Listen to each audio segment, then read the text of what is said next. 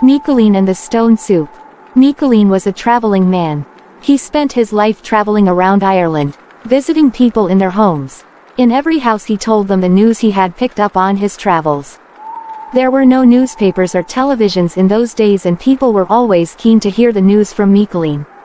Mikaleen would recite poems, some of which he had made up himself. Then he would play a few tunes on his tin whistle. This made the people very happy, and they would always give him a good meal. If it was getting dark, they would ask him to stay the night. They always gave him some money.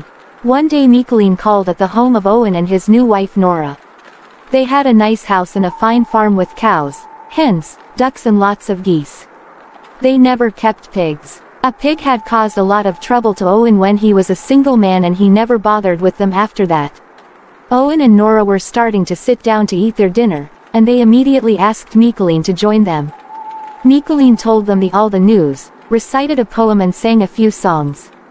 He also played some lovely tunes on his tin whistle. Owen gave him a shilling.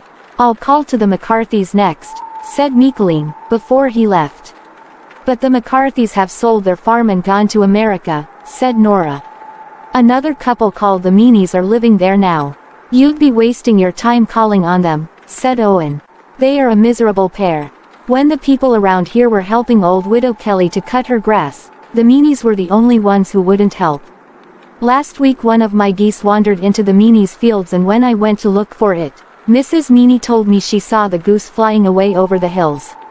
When I called the next day, I knew from the smell that they had eaten the goose for dinner," said Nora. "They are both greedy and stupid," said Mikaleen.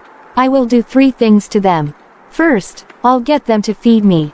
Then I'll get them to give me 5 shillings, and later I'll tell people see how silly they are." Then Mikaleen waved goodbye to Owen and Nora and headed for the Meanies' house. On the way he picked up a stone from the road and wrapped it up in his handkerchief. When Mikaleen knocked at the Meanies' house, there was no reply. But Mikaleen knew they were at home because he could see smoke coming out of their chimney. After knocking many times, the door was opened a little and a woman shouted out, "Go away. We have nothing for you." Mikaleen said, "I want nothing but a little water. I have a magic soup stone. If I put it in water, it will make the loveliest soup you have ever tasted." The woman then opened the door. Her husband stood beside her. "Show us this magic stone," they said, "and let us see how it works."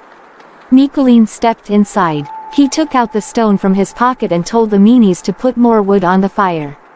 He asked them to put water into a saucepan and to heat it. "This is the magic soup stone," he said as he dropped it into the saucepan. "We will have nice soup very soon."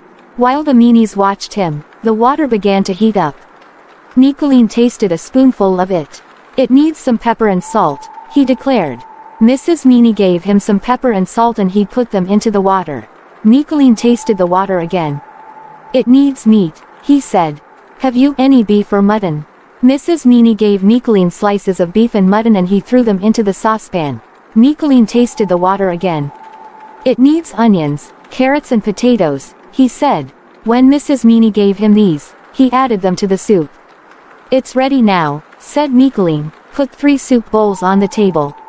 Mikaleen poured the soup into the bowls and the 3 of them sat at the table and began eating it. The Meanies were delighted with the beautiful soup and told Mikaleen that his magic stone was wonderful. Then Mikaleen heard Mrs. Meanie whisper to her husband, "Buy the magic stone off this beggar man. Then we can have lovely soup every day at no cost." Mr. Meanie offered Mikaleen a shilling for the stone, but the traveling man would not take less than 5 shillings. Mr. Meanie finally handed over the money with very poor grace and grabbed the stone greedily. Mikaleen put the 5 shillings in his pocket and left the Meanies' house. For the next few weeks, in all the houses he visited, Mikaleen told the people about Mr. and Mrs. Meanie and how they had paid him 5 shillings for a worthless stone. Everyone thought this was the funniest thing they had ever heard and they laughed and laughed.